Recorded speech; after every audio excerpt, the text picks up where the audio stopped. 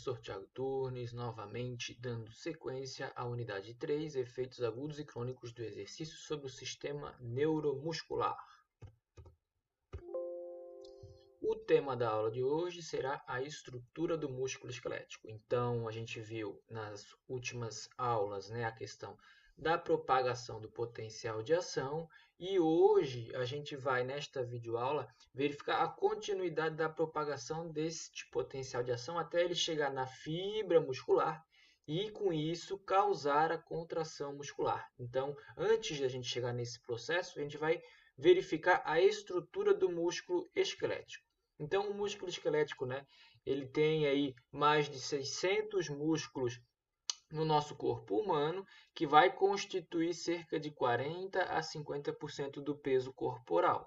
E vamos destacar aqui três funções principais do músculo esquelético, que são a geração de força para a locomoção e também para a respiração, a geração de força para a própria sustentação corporal e também, em situações aí extremas, a própria produção de calor durante períodos de exposição ao frio. Então, a gente tem as duas principais funções ali da musculatura esquelética nos itens 1 e 2 e também uma função terciária, aí, que é a própria produção de calor na questão dos tremores e produção de calor numa situação de exposição ao frio. A gente pode ver na figura abaixo ali a situação de flexão e extensão, como os músculos, são uma composição aí de fibras musculares, tecido conjuntivo, que vão desde a sua origem até a sua inserção. Vamos lembrar lá das aulas de anatomia. Quando ocorre esse encurtamento das fibras musculares, a gente tem um movimento de flexão, e quando ocorre aí uma extensão, ou quando ocorre um alongamento, dessas fibras musculares, a gente tem um movimento de extensão muscular. O músculo esquelético, como eu recém falei, ele é composto aí por fibras musculares, tecido nervoso, sangue e diversos tipos de tecido conjuntivo. Então, a gente pode perceber nesta imagem que a gente tem aqui um osso, em que nós temos este músculo inserido neste osso por meio aí do prolongamento dos tecidos conjuntivos, formando o tendão muscular. A gente tem aqui o próprio axônio do motoneurônio, do neurônio motor, paralelamente e alimentando todas essas fibras musculares. Junto a gente tem aqui o vaso sanguíneo proporcionando também a irrigação, o fluxo sanguíneo para essas fibras musculares. E aqui a gente tem os tecidos conjuntivos, o epimísio, que é o tecido conjuntivo mais externo, o perimísio, que é o tecido conjuntivo mediano, e o endomísio, que é o tecido conjuntivo que envolve aí cada fibra muscular, Como a gente pode perceber aqui, depois de um desdobramento dessas fibras musculares, um zoom nessas fibras musculares, a gente pode perceber que há ainda o tecido conjuntivo sarcolema, ou a membrana plasmática, tem a lâmina basal também, mas a gente tem abaixo dela o sarcolema, que seria a membrana da célula muscular, e lá dentro a gente tem as organelas da fibra muscular.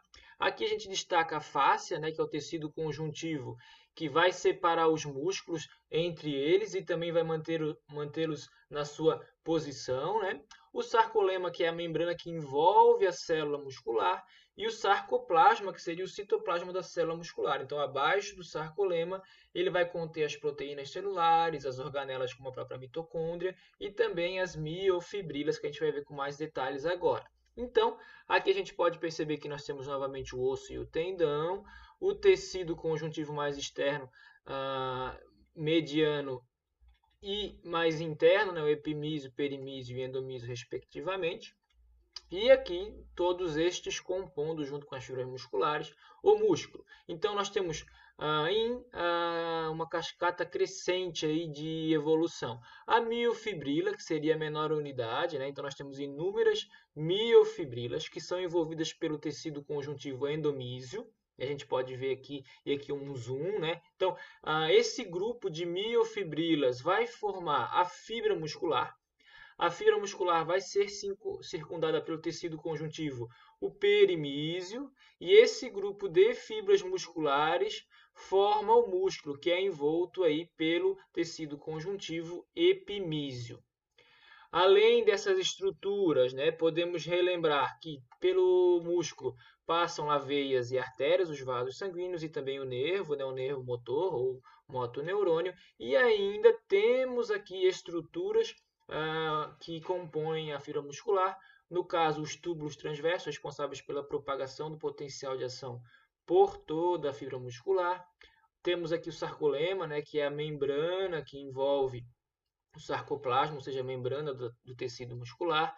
O retículo sarcoplasmático, que tem a função de compartimentalizar o cálcio na fibra muscular. E também temos até mesmo como o túbulo transverso está dentro aqui das cisternas sarcoplasmáticas, que tem aí também seus bolsões com armazenamento de cálcio, que depois fica com a responsabilidade do retículo sarcoplasmático liberar este cálcio.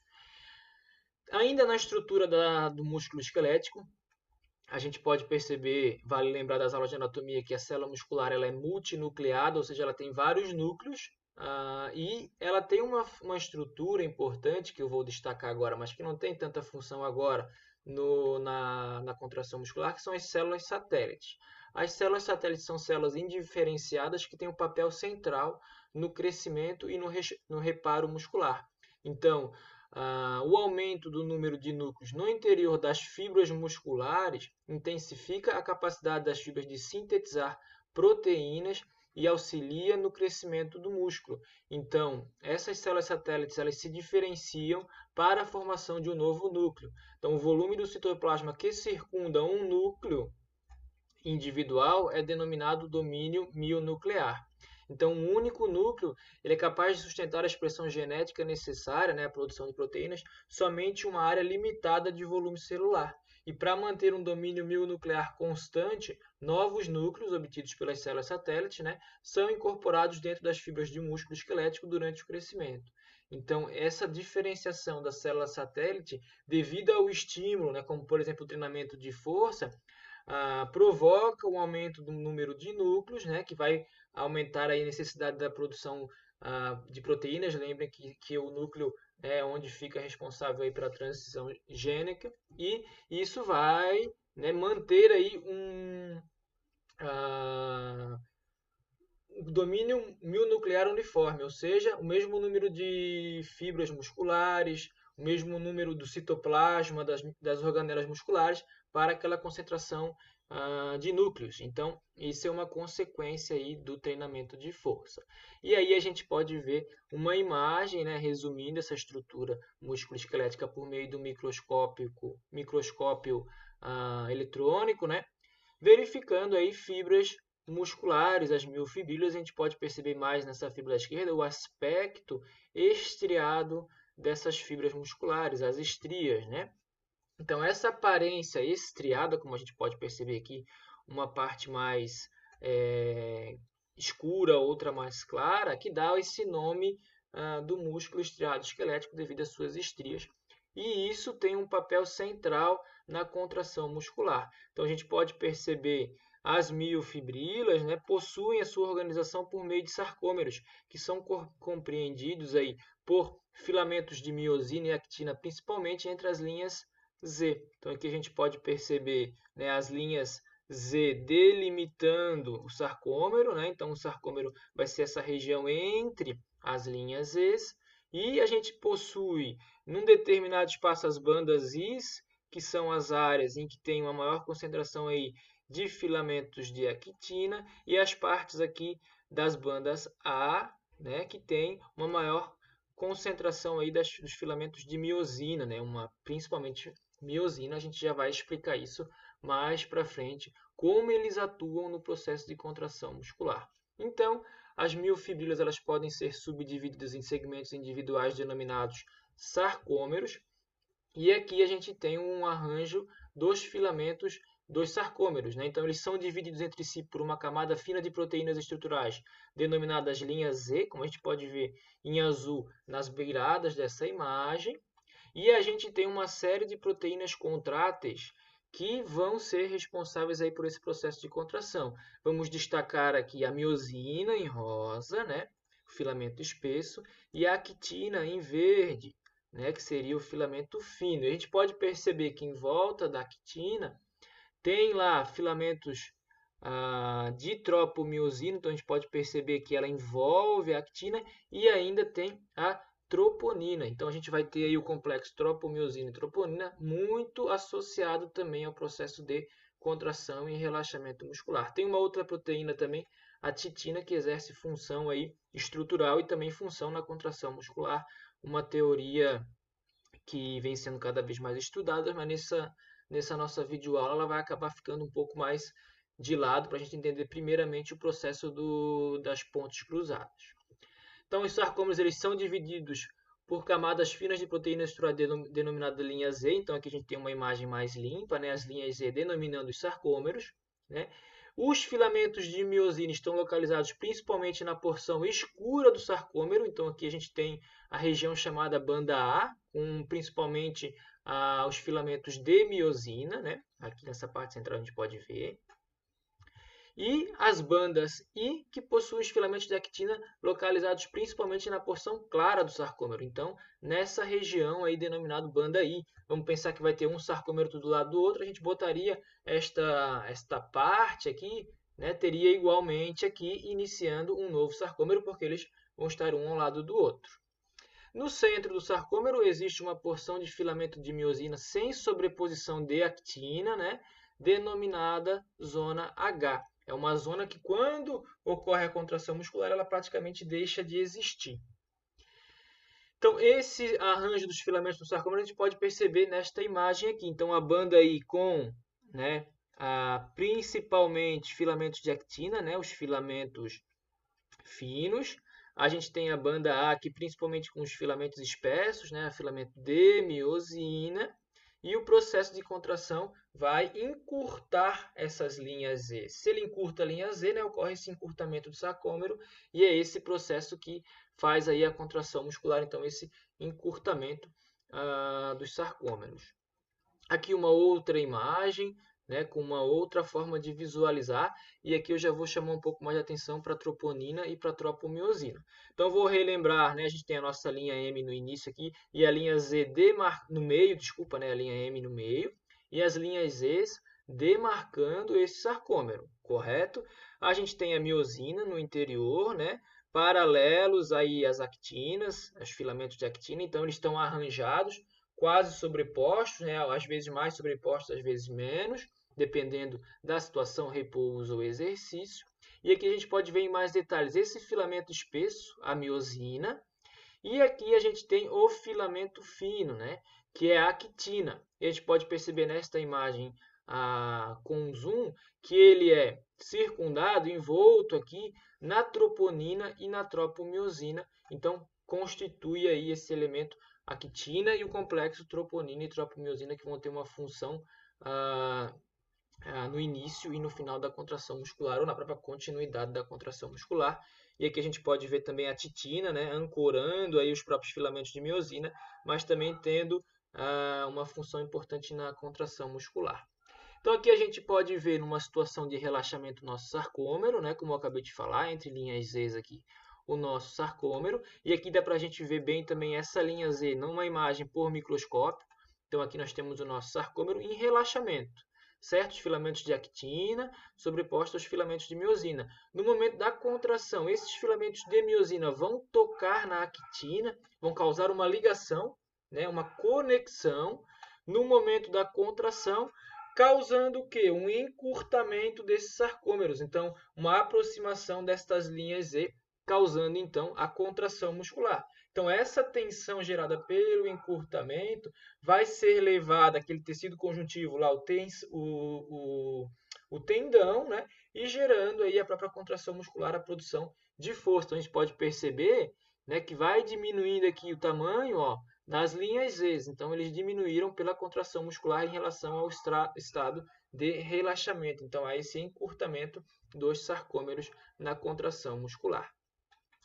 Vou só deixar nessa imagem aqui o papel, né, ou pelo menos o túbulo transverso, né? Então, o conjunto de canais membranosos, a gente pode perceber aqui em amarelo o túbulo transverso, né? Que ele vai se estender do sarcolema para dentro da fibra muscular e atravessar totalmente a fibra muscular e vai ter a função aí de levar o potencial de ação, né, por todas as fibras musculares para realizar a contração. O retículo sarcoplasmático, que a gente pode perceber aqui nessas áreas em verde, né? Que são aí uma rede de canais membranosos que cerca cada miofibrila e segue paralelamente a ela. E tem um papel principal aí de armazenamento de cálcio, depois de liberar este cálcio para incentivar a contração muscular. E a gente percebe que o túbulo transverso está entre as cisternas terminais aí, que também vão liberar, é onde estão armazenados aí o cálcio para depois ser liberados. A estrutura do músculo esquelético, então, cada célula muscular esquelética está conectada a um ramo de fibra nervosa oriundo de uma célula nervosa, né, o neurônio motor, que é o motoneurônio, que se estende para a medula espinal. Então, a gente tem aqui o nosso neurônio, né, o corpo celular, vejam lá o dendrito, aqui o corpo celular, e o axônio levando, né, esse nervo motor até a fibra muscular. E vamos lembrar, uma unidade motora é composta do quê? Do motoneurônio e das fibras musculares por ele inervada, que pode ser uma ou pode ser mais de uma, costuma ser mais de uma. E existe aqui, pessoal, um ponto importante que é a junção neuromuscular. O que é a junção neuromuscular? É o momento em que vai haver a conexão entre esse neurônio motor e a fibra muscular. E ela tem uma função importante no início do processo de contração muscular. Então aqui a gente tem o nosso motoneurônio e as fibras musculares inervadas, né? Então aqui a gente tem a unidade motora. E aqui a gente pode ver por microscópio como é bonito, né? Como é lindo aí esse corpo humano. As fibras musculares e o nervo, como a gente viu anteriormente graficamente, né? Aqui a gente tem real a imagem deste motoneurônio se conectando aí às fibras musculares, a fibra muscular, no caso aqui o neurônio, a junção neuromuscular, né? E a fibra muscular aqui com seu aspecto estriado também. Então percebam como é belo aí essas imagens. Então a junção neuromuscular, é importante saber que é o local onde a célula muscular e o motoneurônio se encontram, certo? Então a gente tem aqui nesta imagem a célula nervosa, né? Então a fibra do motoneurônio, temos os seus ramos aí das fibras nervosas, a placa motora terminal, então já percebam que aqui já na parte da célula muscular, e mais abaixo aqui a gente tem a miofibrila muscular, lembram dos sarcômeros? Estão aqui.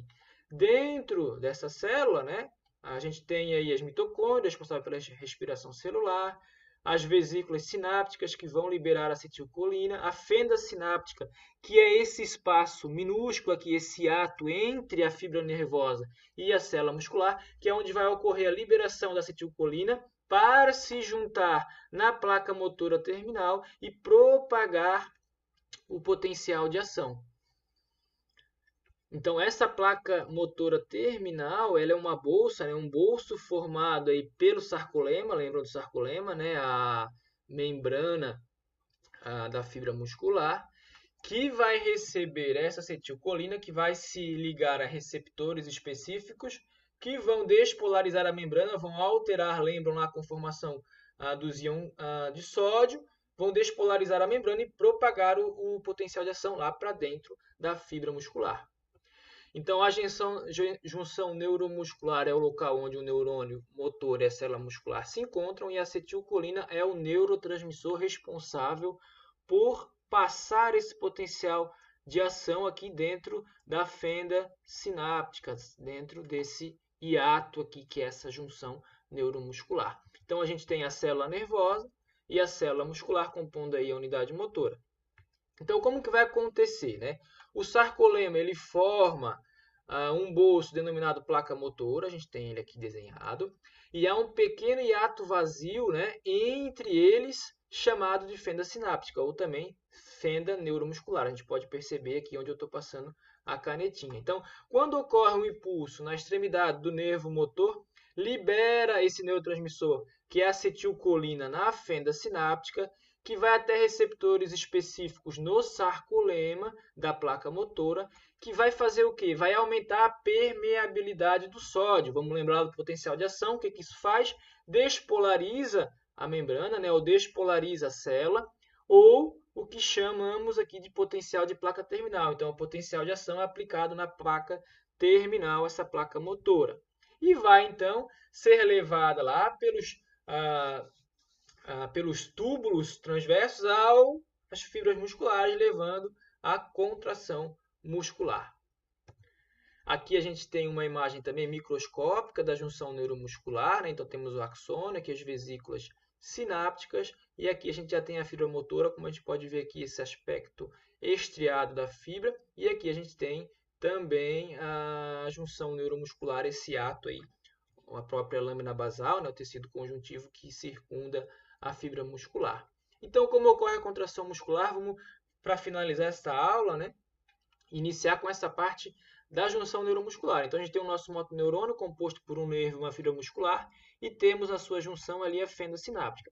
Quando acontece um estímulo, o neurotransmissor, no caso a acetilcolina, é liberada na fenda sináptica e se liga a receptores na placa motora terminal. Isso provoca um aumento da permeabilidade ao sódio, né, os íons Na+, ocorre a despolarização, também chamada de potencial de placa terminal. Isso vai fazer o quê? Exceder o limiar do potencial de ação e vai constituir o sinal que vai iniciar o processo de contração muscular. Lá dentro da fibra muscular, a gente vai ver na próxima videoaula como acontece. Então, para vocês estudarem aí perguntinhas como é a estrutura do músculo esquelético e o que são os sarcômeros, e 2, explicar a unidade motora e a junção neuromuscular e qual a sua importância para o início da contração muscular. Tá certo, pessoal? Agradeço a companhia. Fiquem comigo no próximo vídeo, porque agora a gente vai ver como vai acontecer a contração muscular.